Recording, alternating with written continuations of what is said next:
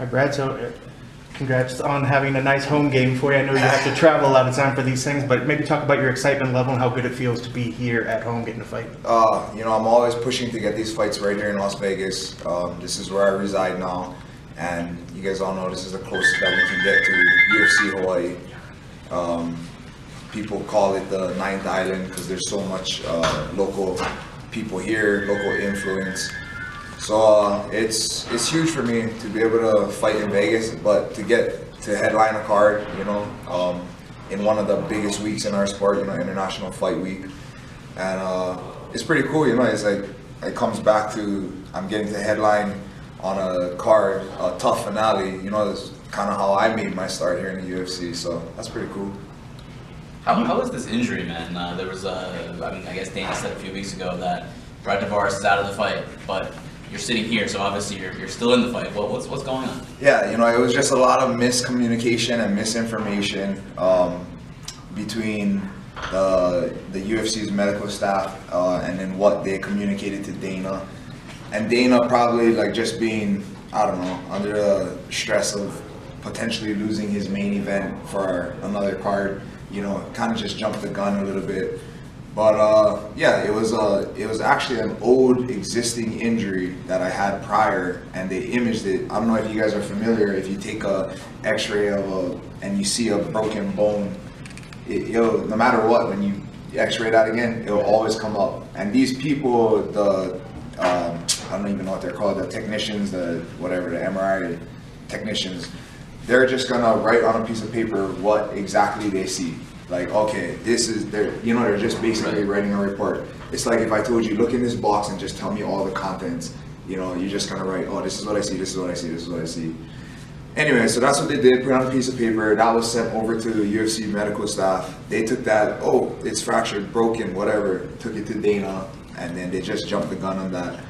Without ever speaking to me personally, without ever speaking to the Performance Institute, PT, Heather Linden, who I've been working with the whole time. But as far as it goes, I never once said I wasn't gonna fight. I never once said I wasn't able to fight. I never once said that I was even doubting being able to fight. In fact, I spoke to Mick Maynard that morning before all of the craziness happened, when he first got the copy or the report, I guess. He reached out to me and was like, hey man, how you doing, how you feeling? And I was like, hey, don't worry about it, you know, it's not, I'm not sure what exactly was said to you, but it's something that is, I'm 100% fighting unless, you know, barring something from now to then happens. But anyway, it was a hectic day, I guess, at first. Everybody was hitting me up. A lot of support though, a lot of people, you know, saying they're sorry and apologizing that, you know, they felt bad that I was losing out on this opportunity, but yeah, so that's all behind me now, and I was just like, whatever, it is what it is. And you know, July 6th, I'll be able to go out there and show that nothing is bothering me. Do you feel like you're 100%, like you're good to go? Yeah, so somebody had asked me, they're like, does any fighter ever feel, I feel 100% ready to go. But I don't think any fighter goes into any fight without any type of hiccup in camp. You know, in every camp, when I start the camp, I always expect to face some type of adversity as far as like injuries, maybe sickness. I mean, this past camp, I even got like a minor food poisoning. So, you know, like I went through it, but you know, at the end of the day, when I look back at it, like camp is almost done here. And it was a great camp. You know, I got a lot of good work in. I feel like I made a lot of improvements again in this camp. And I'll be able to go out there, you know, on July 6th and show that. A lot of people have raved about the PI and about Heather in particular. Do you think without this facility here and without her, maybe you would not be able to make the fight? Nah, I would fight. No matter, yeah, I would make the fight. But no, yeah, this being made, and we've had it for going on a year now, or actually, yeah, it's been a year now.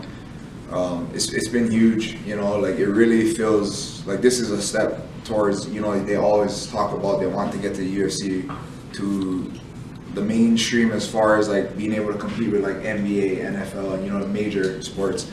And this is definitely a step in that direction. They really take care of us here.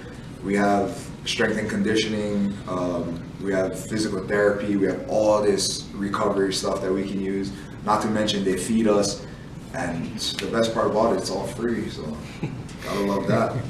What did you think of the UFC putting Thiago Marreta as a standby in case you could not compete? I don't have a problem with it. I look at it like this, you know, at the end of the day, this is a business, and again, if Dana would have spoken to me first, he would have been able to, know that, okay, he doesn't have to go that far. But even if he spoke to me, and just the fact that, oh, maybe there is an injury, them finding a substitute or replacement, I understand it's business. If I do fall out, hey, they have somebody right in there to jump in. I don't blame Dana. He took the advice of his medical, whoever it was that spoke to him, and that told him that I had this injury and wouldn't be able to fight. And why would he question them? That's what he pays them for. So it is what it is. How do you see Israel as well? What do you think of all this hype on him? Exactly, it's just hype. I don't think that he's, regardless of what he says, I don't think he's fought. Well, I know he hasn't fought someone like me, and I know he thinks, or he says at least, that he thinks that his last guy was tougher than me. But I mean, he's delusional or crazy. I don't know. What's in this really for you to gain? I mean, he seems to have everything to gain by getting a win of this. He's not ranked, you're the higher ranked guy. I mean, it seems to you that you have everything to lose in taking this fight. When they first offered me to fight, it wasn't the fight that I really wanted. I really was eyeing that Bisping fight. And I thought that with where I was right now, with where Bisping was, I thought that, that I deserved that fight. And that's the fight I really wanted. And it's been a fight I wanted for years. But you know what? Bisping is retiring, and props to him. He's had a great career. I'm happy for the man. But after that, this was the fight that was being offered to me, and I don't think that Israel deserves to be, in the spot that he's in. But for me, I get to fight right here in Vegas. I get to fight in front of, like we said, the closest thing we have to UFC Hawaii. So this is like a UFC Hawaii, a bunch of other Hawaiians fighting this weekend. You got Rachel Ostovich, I believe she's on the same card, if not the next day, and Yancy Medeiros, Max Holloway, and then parlay that right into Dana White's Contender Series, a bunch of Hawaiians on that card. So big weekend for Hawaii, big weekend for the Hawaiians as far as the MMA goes. I know he's pretty high on his skills, but when you have to break him down on paper, where do you see his dangers and things that you have to kind of keep an eye out for? Israel, yeah. So I definitely respect him, as a fighter. Every fighter, he wouldn't have made it here if he wasn't talented, Actually, CM Punk made it pretty far. But no poke at him. But you guys know what I mean. But no, he had a very respectable kickboxing career. He did some things there, put together a good record, and he had some good fights. He's talented. That being said, I still think I come out the better fighter. I respect the man, but there's nothing that I fear there. There's nothing that, even upon taking the fight, that I was really worried about, In any fighter, regardless of where they are, if you're fighting them, it's a fight at the end of the day. Anything can happen. But when I look at him, I know that this is somebody that I can beat, that I will beat, and that I'm better than. So we'll see, July 6th. One last thing for me that you kind of made me think on, when you talked earlier about when you understand how the UFC possibly could have put in a replacement for you when you thought you were injured. Now we have a flip side of this. Same thing happened with Paul Felder. He had his opponent, since there was an injury or pullout, his opponent taken away from him, and now he's lost without a fight. What are your thoughts on how that sort of last minute thing happens and fighters are losing their fights that they've been prepared for? I mean, what are your thoughts on, is there a way to deal with that sort of thing? No, it's the fight game. It's I don't know what statistically it is or whatever, but if you spend time in an MMA gym with top level fighters and you see the work that goes in, well, I know for me and my team at least, we put in work. We're not going crazy. We're not trying to kill each other, but still, we're grown men grinding, you know, like we're fighting. And yeah, we might not be fighting each other every day, but we're going hard. So injuries are gonna happen. It's unfortunate, and it sucks. But hey, maybe in a perfect world, we could get through it injury free, and 100% of the fights that are scheduled make it. But you know, that's not realistic. I don't know what really can be done, because I would say every time that I've ever been injured, it's not something that it's not doing something that I shouldn't have been doing. You know, it's not like I'm out here like, oh, okay, like I don't know, I hurt myself doing some backflip I shouldn't be doing or something. You know, it's some freak accident that happens in training. You know, maybe, oh, this guy took me down and landed on me the wrong way, or maybe I shot in on somebody and hit an elbow, got a cut. You know, it's unpredictable. And it's never, as far as I go, it's never getting injured doing something that I shouldn't be doing or that I wouldn't normally do. It's just a freak accident, you know, so I don't know how that can really be prevented. And I think it makes a lot of sense to have like a backup guy.